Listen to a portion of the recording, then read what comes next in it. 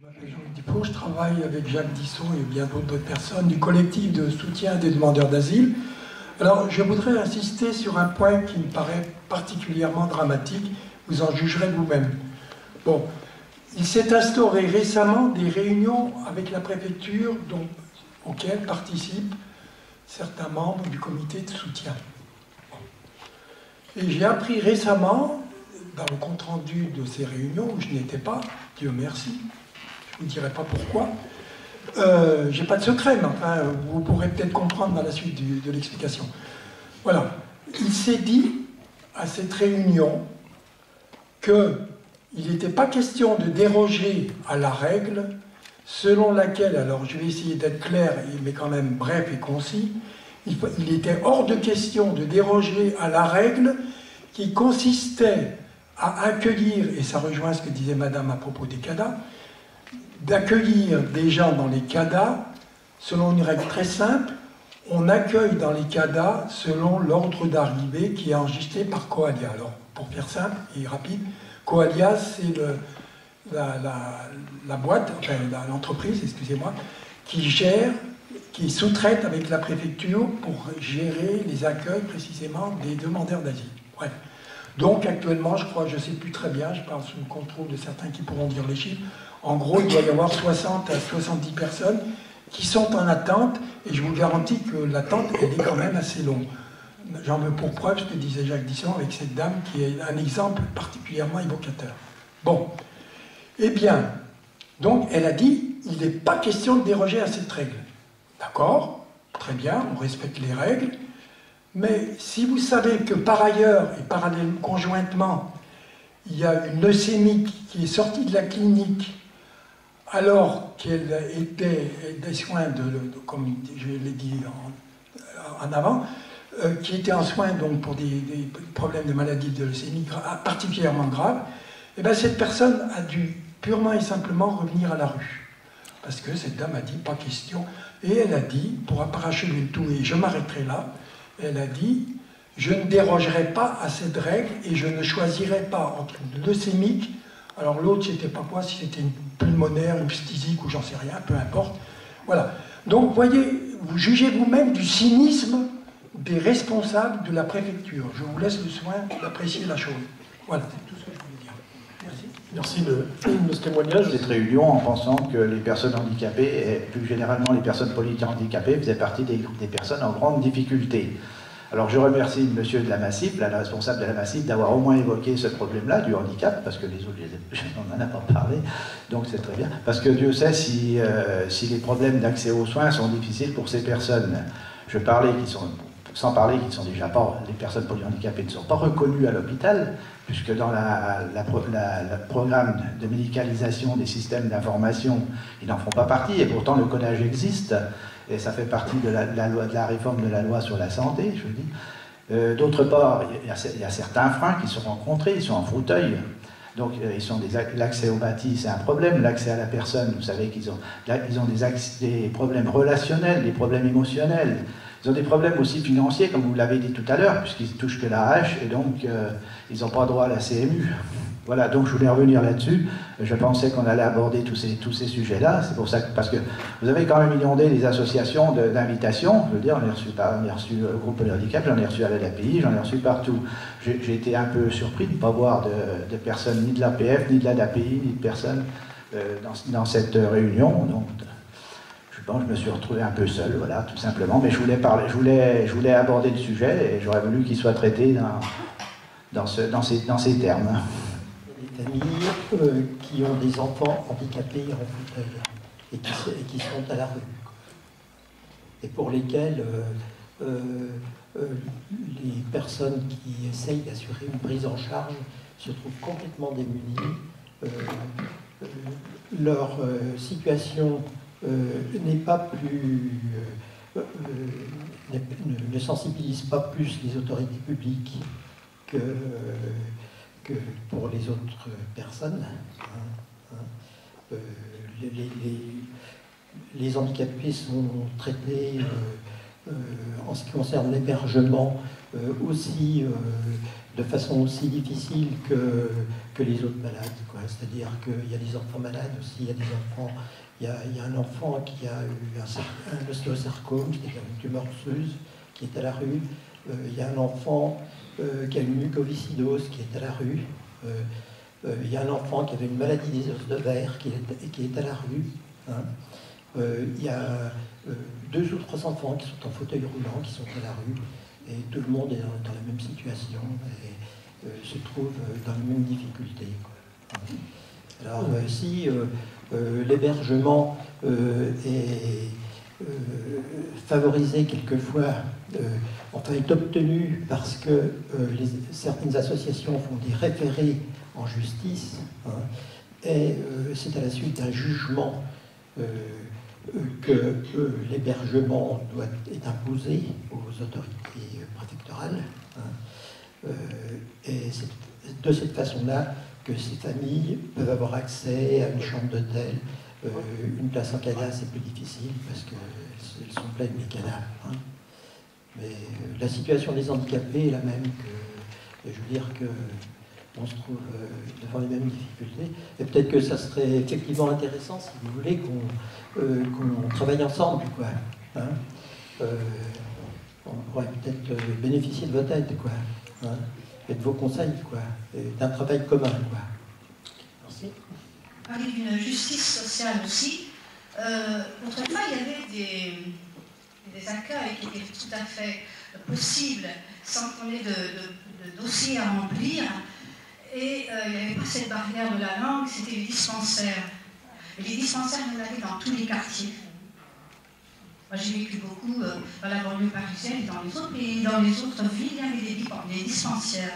Aujourd'hui, moi, j'étais éducatrice spécialisée. Ce que je peux répondre à monsieur, c'est que les enfants de moins de 16 ans ont une prise en charge systématique par l'aide sociale à l'enfance. Jusqu'à 16 ans, un enfant est pris en charge médicalement, quel que soit son problème médical. Donc, c'est une obligation. Ceci dit, je me souviens que de jeunes placés à l'aide sociale à l'enfance, souvent à l'âge de la majorité, s'en retournent pas forcément chez eux, restent aux abords de la gare, restent dehors, et pour eux c'est très difficile de faire la démarche. Même si nous on essaye de faire un suivi après la majorité, ils ne sont pas obligés d'accepter ça. Et là je voudrais parler d'une liberté aussi de ces jeunes qui veulent rester libres d'aller où ils veulent. C'est pas qu'ils refusent des soins, c'est qu'ils doivent rentrer dans un cadre qui n'est pas facile pour eux d'accepter, parce que c'est des cadres administratifs qui sont trop rigides pour eux. Et cette ouverture, c'est pas laisser faire le jeune, parce qu'il y en a beaucoup qui prennent évidemment des produits toxiques, mais ceux-là aussi, on peut les aider.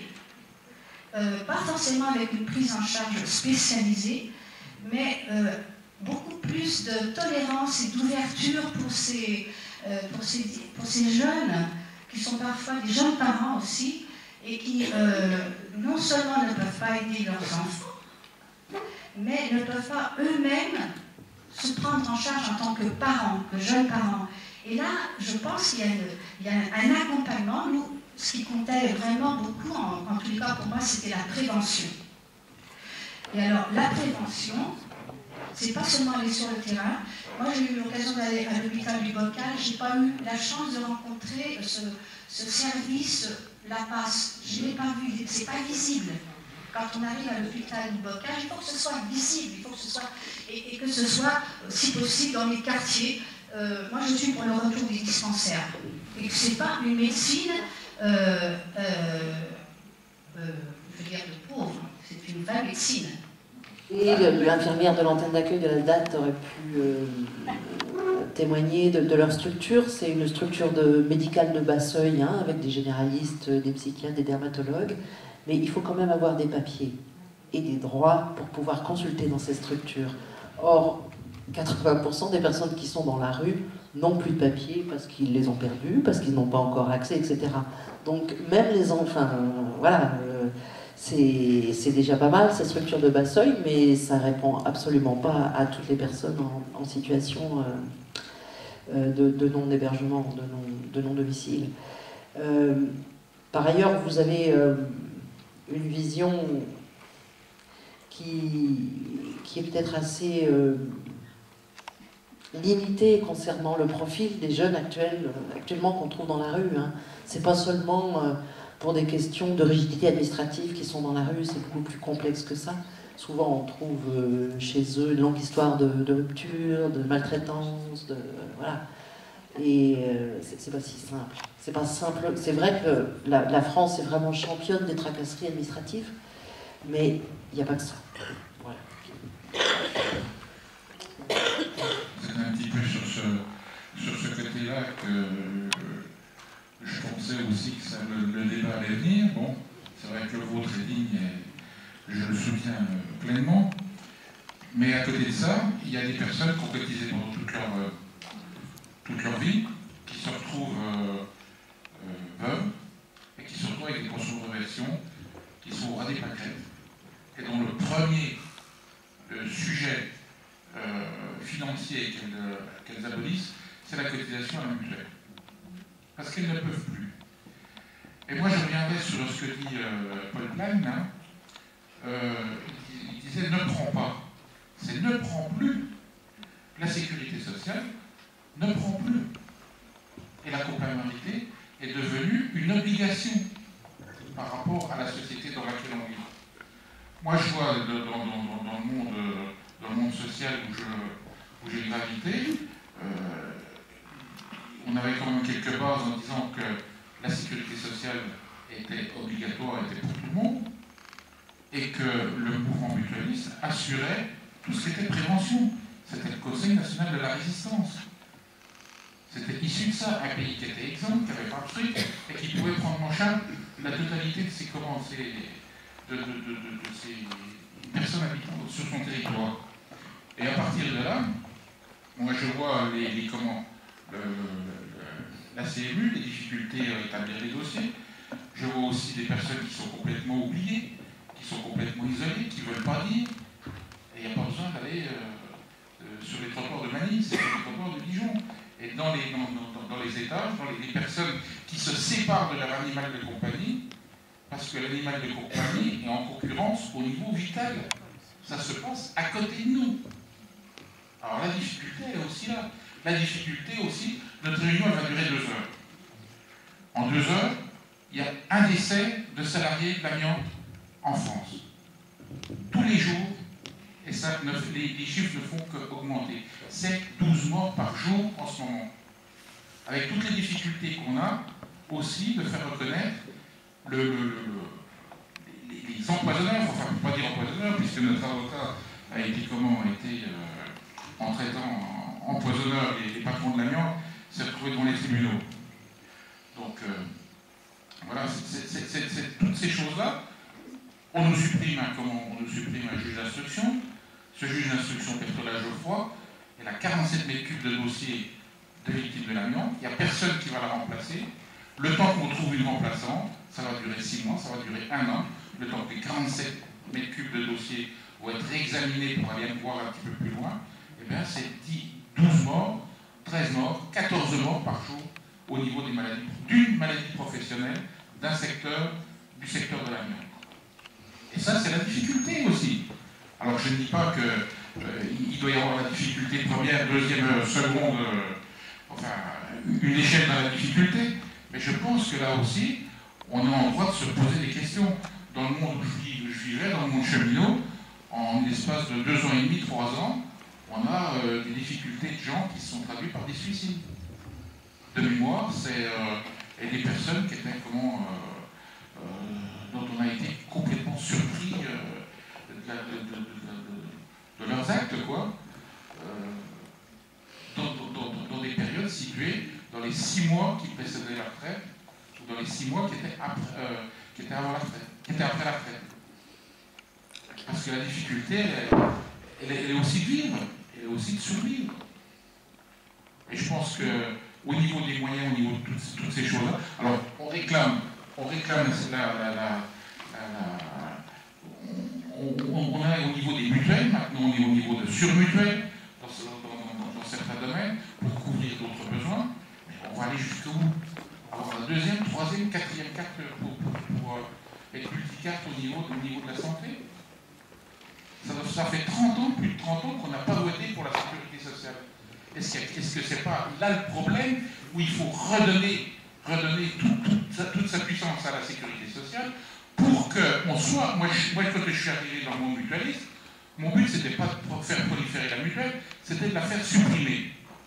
C'était d'avoir le jour, de me trouver confronté un jour à être obligé de licencier le personnel de la mutuelle. Là, on n'est pas dans le cas, on le multiplie et la précarité, elle gagne de plus en plus.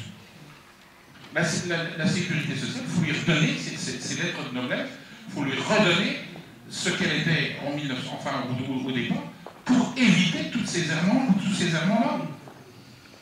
Et à partir de là, je crois que c'est ça qu'il faut qu'on arrive à gagner.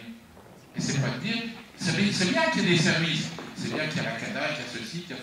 Bon, au niveau d'immigration qui arrive en France, au niveau des assistants sociaux, c'est la précarité aussi. On supprime de plus en plus. Bon, merci. Toute la prévention qu'on pouvait faire, on ne la fait plus.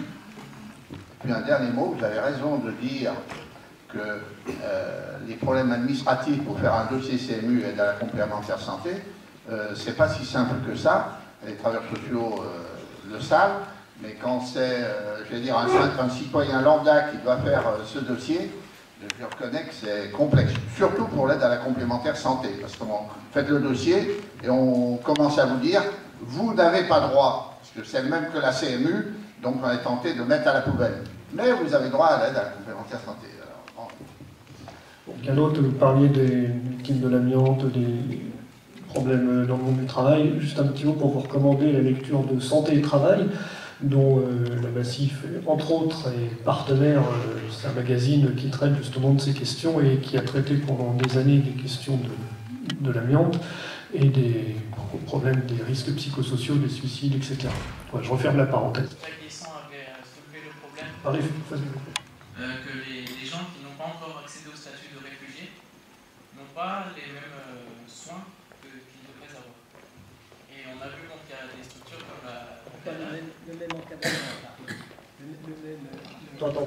Au micro. Voilà, Alors, on va laisser Jacques, on va laisser monsieur poser la question et après tu répondras. on a vu qu'il y avait donc la CADA, cependant la CADA, mais qu'elle est critiquable déjà parce qu'on n'y vit pas forcément bien, les gens n'ont pas forcément envie d'aller là sur ce lieu. Et deuxièmement, il y a une grande liste d'attente. On en voit qu'il y a 70 personnes qui veulent rentrer et qui n'y arrivent pas encore. Mais ça, c'est que la partie émergée de l'iceberg, puisqu'on sait qu'il y a 400 réfugiés à Dijon. Donc ma question, c'est qui c'est qui finance ce genre de structure? Et est-ce que les financements sont suffisants? Est-ce qu'on ne devrait pas justement redonner ce rôle à la sécurité sociale pour qu'elle prenne mieux en charge ce type de personnes? Les budgets, alors ils sont peut-être compliqués à expliquer parce que il y a des budgets de la DDCS, il y a des budgets du Fonds européen pour les personnes réfugiées, et après il y a des budgets sur Dijon par exemple, il n'y a pas qu'une seule structure qui accueille les personnes demandeurs d'asile. Hein, il y a différentes associations, la Croix-Rouge en est une, Coalia en est une, l'AFTAM, voilà, il y a différentes structures qui existent. Après, ça ne peut pas être des structures qui sont financées par l'assurance maladie ou la CPM, parce que ce ne sont pas des structures de soins, ce sont des structures sociales. Voilà, après, il y a d'autres structures qui sont plus en lien uniquement avec le soin. On n'accède pas à un CADA ou à un CPH parce qu'on est en situation de maladie. On y accède avant tout parce qu'on a un statut, celui de demandeur d'asile ou celui de réfugié. Nous, dans notre structure, la partie soins est alors pas une petite partie, mais une des parties de nos missions. Et ce n'est pas la plus grande, même si c'est une des missions qui nous prend beaucoup de temps. Mais en tout cas, la CPM ne finance en rien, nous, notre structure d'accueil sur le CPH, et ne finance pas plus la structure Croix-Rouge du CADA, par exemple. Donc après, c'est peut-être plus la CPM et l'assurance maladie sur des structures de soins telles que la vôtre, mais en tout cas pas sur celles de personnes demandeurs d'asile ou réfugiés. On ne peut pas dire que c'est un public qui a besoin de telle prise en charge. C'est très varié. Nous, dans les 35 personnes qu'on accueille sur la structure collective, il y a des personnes qui sont en bonne santé, peu, mais, ou on va dire qui ont la possibilité d'être malades et d'être soignés, pour reprendre ce que disait M. Groman. On a des personnes qui vont développer des problématiques plus au niveau de l'insertion professionnelle, d'autres plus au niveau de la santé. Donc voilà, c'est prendre chaque personne individuellement avec sa problématique. Donc je ne pense pas qu'on puisse imaginer une structure qui correspondrait à tout le public dijonnais.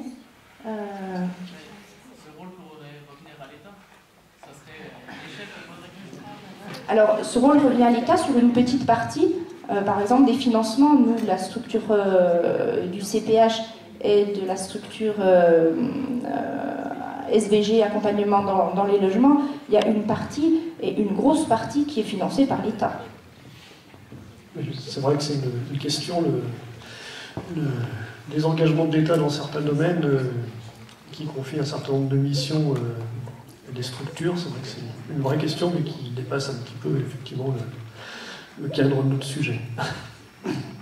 Une autre question? Oui, André Tollet, donc je suis membre de SOS Refoulement et on est donc membre de l'ensemble des associations qui soutiennent les demandeurs d'asile. Alors je m'excuse, on va parler des demandeurs d'asile. C'est pour juste donner quelques précisions, puis après j'ai une question. Quelques précisions. Donc, sur Dijon, pour que les choses soient claires, on parle de 1600 demandeurs d'asile en 2012, auxquels il fallait ajouter les 1500 qui étaient arrivés en 2011. Donc, quand on sait qu'à Dijon, même en France, il faut entre 1 an et 1 an et demi pour que la décision soit prise par rapport à la situation d'un demandeur d'asile, c'est à savoir s'il va être réfugié, et sinon, s'il est dégoûté, qu'est-ce qu'il va devenir. Donc, il y a donc un problème là pendant 18 mois par rapport à Dijon. Il y a donc, actuellement, il y a 350 places en CADA, donc centre d'accueil pour demandeurs d'asile, qui là sont pris en charge par l'État, avec du personnel social, on y reviendra tout à l'heure, ça peut charger quand même. Et puis, donc, il y a 150 places qui ont été libérées aussi pour accueillir, toujours suivies avec un suivi social. Ensuite, il y a à peu près 300 places en hôtel. Et vous avez entendu parler de ces hôtels et des nuitées à payer. Donc, ce qui fait qu'il y a à peu près 800 places d'hébergement actuellement sur Dijon par rapport donc, aux chiffres que je vous ai donnés. Donc, vous faites les comptes. Donc, il y a des gens qui sont à la rue. Tout le monde n'est pas en squat. Tout le monde n'est pas en squat. Il y a aussi des gens qui bénéficient actuellement de l'hébergement par le biais du 115. Et là, il y a une quarantaine de personnes qui vivent en famille, qui sont là-bas à proximité de l'hôpital général, donc qui sont hébergés tous les soirs. Voilà. Et puis tous ceux qui sont à la rue et qui n'ont rien. C'est surtout ne pas oublier que à peu près durant 2 mois, lorsque les personnes arrivent, à Dijon en tout cas, à Paris, il paraît que ça dure 8 mois, alors on est bien à Dijon, mais pendant 2 mois, les personnes n'ont rien. Donc actuellement, depuis le mois de septembre, il n'y a ni hébergement, ni aide alimentaire, ni quoi que ce soit pour eux. Donc les gens se débrouillent. Je voudrais revenir sur le thème de la soirée, donc c'est l'accès aux soins au pluriel. Et moi j'aurais bien aimé aussi qu'on entende l'accès aux soins au singulier. Il me semble à travers ce que je vois, moi dans les demandeurs d'asile depuis quelques temps, puisqu'au niveau SOS Refoulement, ça fait qu'une trentaine d'années qu'on travaille avec ce public-là aussi. Donc ce que je vois, c'est que c'est vrai qu'il y a des gens qui sont sans doute en difficulté de santé, mais qui sont, comme l'a dit Marie-Claude Vincent, aussi en difficulté personnelle. Et je crois que le fait d'être en CADA n'est pas anodin. À savoir que sur Dijon actuellement, alors qu'en France, 25% des personnes demandeurs d'asile obtiennent leur statut de réfugié, à Dijon on en est à 10%. Ce qui montre bien qu'un suivi social, notamment dans les CADA, eh bien, est là pour permettre aux personnes de se refaire une santé à tout niveau, et notamment au niveau mental, aller défendre son dossier à l'OFPRA puisque pour obtenir l'asile, ou lors de la commission lors de la CNDA, la Commission nationale du droit d'asile, donc pour avoir, quand on fait un recours, ça demande des forces et il faut être solide mentalement pour pouvoir se défendre. Donc je crois que le soin dépasse de loin le seul soin de santé. C'est l'inventaire, en commençant par les sans-papiers, parce qu'on en a beaucoup parlé, que l'État fabrique, parce que les pays sûrs, la liste ne va pas diminuer, la liste va augmenter, c'est-à-dire des gens qu'on prendra en charge au minimum. On a parlé des 25% qui sont reconnus comme demandeurs d'asile, et il y en a 75% qui restent. Et cela, on sait que la majorité, on est incapable de les faire repartir. Donc, sur ce terrain-là, vous allez avoir de plus en plus de clients aujourd'hui qui n'auront plus aucun accès à la santé, enfin aux soins. Si on rajoute les différentes particularités que l'on a vues, alors je ne vais pas recommencer, mais je suis sûr qu'il y a des gens qui ne sont pas là et qui ont aussi des cas. Si j'ai entendu en venant qu'il y avait 1000 chômeurs de plus dans la rue, on va avoir beaucoup plus de monde. Et si on pense que la crise n'est pas qu'une petite crise comme ça, mais que c'est un changement de société qui va durer longtemps, ma question c'est est-ce que Médecins du Monde n'a pas tout de suite intérêt, ou Médecins sans frontières, pas tout de suite intérêt à penser à monter des équipes pour traiter ici, alors déjà le monde qui vient nous voir, et puis les halogènes. Ce que je sais, c'est que jusqu'à présent, Médecins sans frontières, dont le savoir-faire en matière de soins de santé en France est quand même très limité. Nos compétences sont ailleurs, ce ne sont pas les mêmes. Ce ne sont pas les mêmes techniques, ce ne sont pas les mêmes contraintes qui s'appliquent à nous quand on travaille dans un camp de réfugiés quelque part ou dans une situation de guerre, ce qui est notre vocation première. Donc je veux dire par là qu'on somme un peu myope et un peu dur d'oreille sans doute par rapport à ce qui se passe autour de nous. Reste que avec ces difficultés, on n'a pas malgré tout réussi à trouver une véritable place, parce que on a essayé ici ou là de se mettre à faire de la médecine en France sans avoir à choisir notre population, parce que si on s'adresse plutôt aux déboutés du droit d'asile, c'est pas parce qu'on estime que la valeur de leur vie est supérieure à d'autres, c'est parce qu'eux avaient plus de difficultés que d'autres, et au-delà de cette population-là, je veux dire qu'on n'a pas vraiment trouvé de quoi se rendre utile. J'espère, c'est le seul souhait que je peux formuler, que vos prévisions plutôt lugubres, qui ont leur réalisme, seront démenties, et que MSF n'aura pas à s'installer en France avec la même ampleur qu'il le fait ailleurs, mais j'avoue que je n'en sais rien.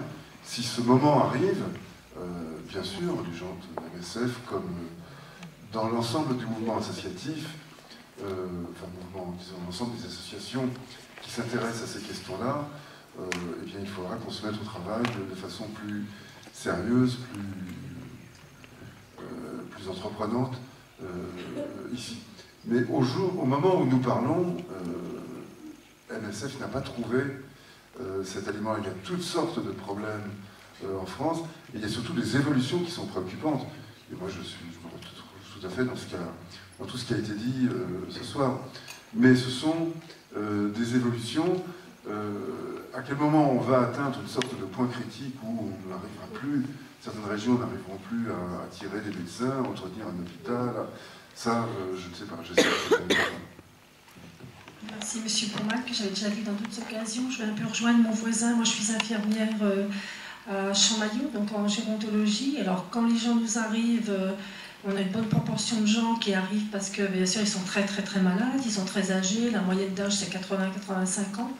Il faut savoir quand même aussi qu'on vit des drames en amont de l'arrivée des gens. On a des gens, franchement, qui nous arrivent dans des états lamentables, parce qu'ils sont seuls. En général, c'est des gens seuls. Parfois, c'est des voisins qui interpellent. Et il y a aussi, donc, parce qu'ils ne sont pas bien, ils ne peuvent plus manger, ils ne peuvent plus se payer le médecin, des petites retraites, etc. C'est ce problème des petites retraites dont vous parliez. Et puis, on a aussi le problème que les gens de 80 ans, leurs enfants en ont 60. Évidemment, ils n'en ont pas, hein, en général, à peu près. aux 90 ans, des gens aux 70 ans, les enfants ne peuvent plus, eux-mêmes ont une petite retraite, eux-mêmes sont malades, et on a des listes d'attente comme ça pour faire rentrer nos patients. Et c'est vrai qu'on voit vraiment se paupériser la population des gens, on voit des gens honnêtement pleurer en amenant leurs parents, mais eux-mêmes sont malades. Vous avez 60-70 ans, vous amenez un parent de 80-90 ans. On a des gens qui ont beaucoup souffert du froid aussi. Alors nous, pour l'instant, on n'a pas eu comme à Sainte-Périne quelqu'un qui est décédé du froid, du moins à ma connaissance à Dijon, je dis bien. Mais il est vrai qu'on a des gens qui ont été retirés de leur maison parce qu'il se trouve que tout simplement ils ne pouvaient plus se chauffer, et ça j'allais dire c'est quand même de plus en plus fréquent. Moi j'ai 40 ans de métier, je suis une vieille infirmière et ça fait presque 20 ans que je suis auprès des personnes âgées par choix, et je vois vraiment se dégrader aussi les conditions et les familles qui viennent nous dire « Ah mon Dieu, on ne pourra pas payer ». Alors après évidemment il y a tout un système d'aide, mais c'est la première chose, c'est malheureux que les gens nous demandent « mais comment on va payer ? Comment on va faire ?» Et ça, c'est très difficile et je vois se dégrader la situation. Voilà. Des minimums retraite a été soulevé comme un problème très très fréquent, avec de plus en plus de situations de diogènes, de gens très pauvres. Bien sûr qu'il y a une pauvreté habitée aussi que nous n'ignorons pas, simplement. On n'est pas en contact avec eux du fait de nos places professionnelles, mais oui, c'est un problème très important qui croît aussi dans notre pays, et qui a été pas mal identifié là récemment sur Dijon. Je rajoute un mot parce que quand on parle d'EHPAD, ces structures pour personnes dépendantes, on a effectivement les EHPAD publics, les EHPAD privés à but non lucratif, et des EHPAD lucratifs. C'est-à-dire qu'il y a toujours des places, ou presque, dans ces EHPAD lucratifs. Mais là, financièrement, c'est insupportable pour 3/4 des gens. Donc il reste effectivement EHPAD public ou non lucratif, ou dans un département comme la Côte d'Or, mais comme les autres, les tarifs sont fixés par le Conseil général, c'est-à-dire que voilà, il faut faire avec. Tout à l'heure, j'avais parlé en particulier des demandeurs d'asile, et on voit que finalement la pauvreté est partout, dans toutes les classes de la société. Donc moi, je me demande vraiment si ces gens-là qui sont dans la pauvreté, ils pensent vraiment à aller chez le médecin pour soigner, aller chez l'avocat pour aller se défendre. Est-ce que leurs préoccupations ne sont pas à 3 milieux de là? Alors moi, voilà, survivre. Donc ils ne peuvent pas assumer eux-mêmes cette responsabilité. C'est pour ça que je pense que finalement le rôle il revient à tous en tant que citoyen, voilà, merci. D'aller au-devant de ces personnes et d'aller les aider, et pas seulement les docteurs, bien qu'ils aient un rôle très important, ils doivent vraiment avoir cette conscience sociale, mais qu'elle vienne aussi de chacun de nous. Et que comme ça on puisse aider chaque personne dans le besoin. Je crois qu'il y a quelqu'un a dit sur l'estrade, c'est des choix politiques, c'est rien d'autre. L'accès aux soins passe par des choix politiques.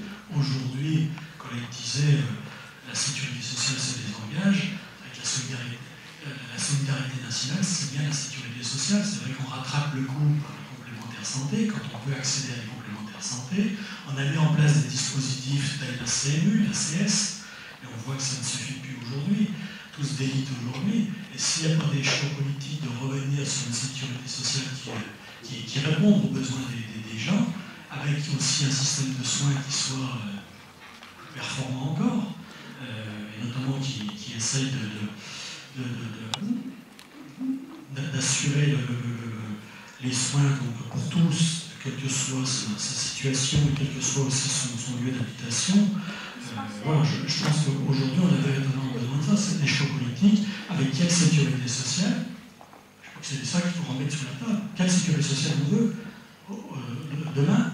Quel système de santé on veut en France, si on ne veut pas continuer dans cette dérive des inégalités, d'élargissement des inégalités? Donc, je ne pense pas qu'on va dans le sens de réduction des inégalités aujourd'hui, malheureusement. Non, j'ai pas grand-chose.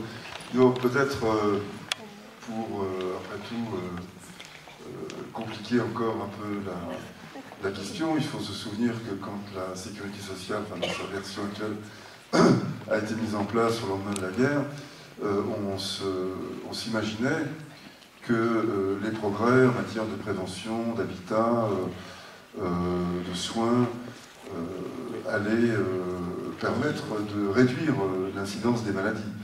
Et donc, qu'à terme, la tendance, la décroissance des budgets de santé serait constante. Il a fallu plusieurs dizaines d'années avant de s'apercevoir que si on était quand même en meilleure santé, il fallait aussi payer plus cher pour la maladie. Il y avait là un apparent paradoxe, enfin, qui est paradoxal si on entre dans le détail, mais enfin il y avait là un apparent paradoxe qui avait échappé à tout le monde au lendemain de la guerre. Et nous sommes aujourd'hui dans une situation où il y a une demande croissante de santé et où chaque acte de santé est plus cher qu'auparavant. Il y a donc de fait un problème de coût, d'organisation des soins. Madame parlait des dispensaires, je suis tout à fait d'accord. Je rappelle aussi les dispensaires de mon enfance et ils rendaient d'immenses services. J'y allais, c'est là que j'étais suivi comme gamin.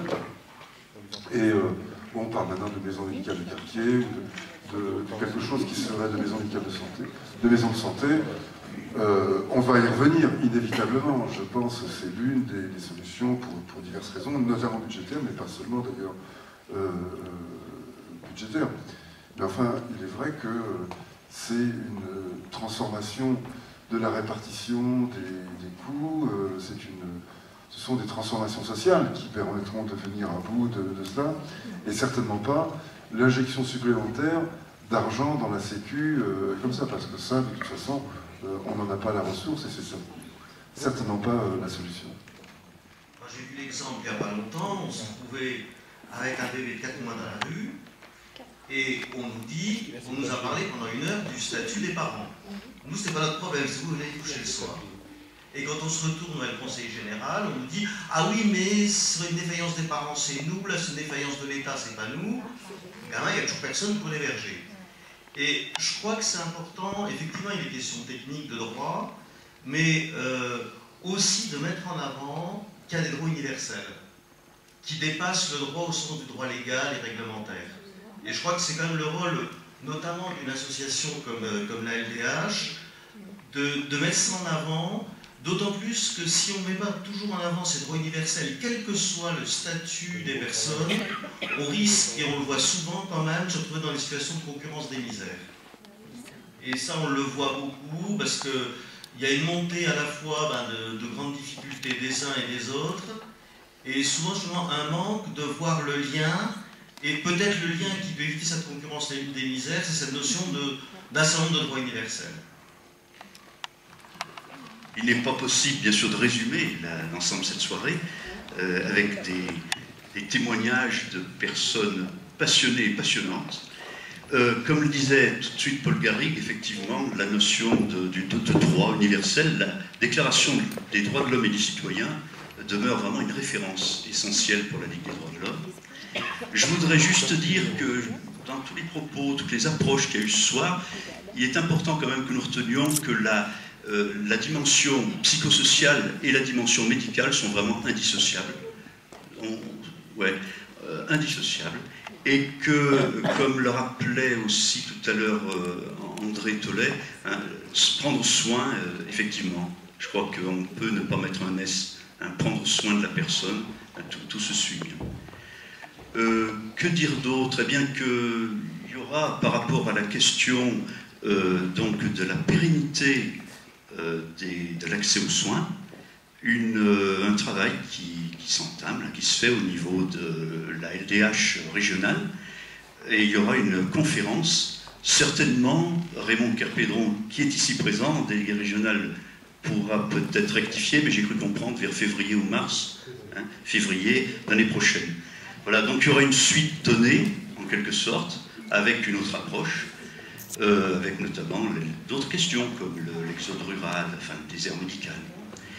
Puis je voulais dire aussi, on n'a pas bien sûr pu tout traiter. René Broman nous a bien éclairé aussi, et je dirais dérangé positivement, notamment sur la question du droit à la santé. Alors du coup, c'est peut-être pas un terme qu'il faut employer, ça ouvre d'autres pistes, d'autres réflexions.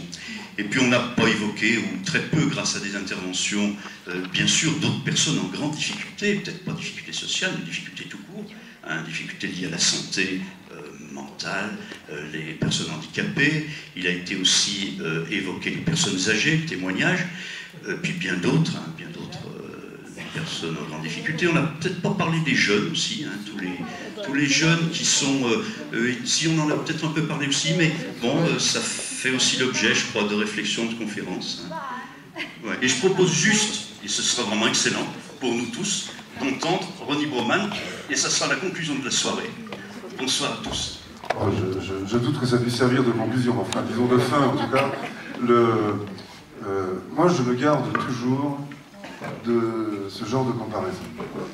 Parce que quand on est dans une situation difficile, ce n'est pas en pensant à quelqu'un de semblable et encore plus en difficulté au Zimbabwe ou au fin fond de la Chine qu'on se sent mieux. Donc c'est par rapport à un environnement immédiat et non pas par rapport à un contexte voisin qu'on peut faire. Mais disons, pour répondre, pour ne pas fuir votre question, mais c'est important pour moi de rappeler les exercices mentaux que je fais. Vu de l'extérieur, cela reste des problèmes d'abondance, de riches. La perspective, comment dire, l'évolution préoccupante de notre système de soins, de l'accès aux soins en général, du caractère égalitaire qui prévalait jusqu'alors et qui prévaut encore dans une certaine mesure, mais en étant extrêmement secoué. Tout cela est mis en question, et c'est ça qui nous inquiète, à juste titre, et je partage entièrement cette inquiétude, et on voit un certain nombre d'effets. Il reste pas moins que si on prend le système en coupe, on a affaire à deux mondes qui sont incomparables. J'étais au Mali et en Mauritanie il n'y a pas longtemps. Les difficultés, enfin, tous les problèmes qu'on évoque ici sembleraient des problèmes de milliardaires aux gens avec qui j'ai eu l'occasion d'échanger là-bas. Mais encore une fois, je dis cela parce que vous m'avez posé la question, mais je pense que ce serait inconvenant, déplacé, enfin absurde, voire obscène, de se servir de l'un pour justifier l'autre, naturellement. Donc c'est pas du tout dans cette perspective-là que je dis. Mais de fait, oui, il y a ça, et c'est sans doute quelque chose qu'on peut avoir vaguement en tête quand on voit arriver des gens de très loin et qui découvrent un système de solidarité publique, parfois au détriment d'ailleurs d'un système de solidarité privée. Ça c'est encore, enfin, une solidarité individuelle, je veux dire, mais qu'ils découvrent ça avec quand même un grand bonheur.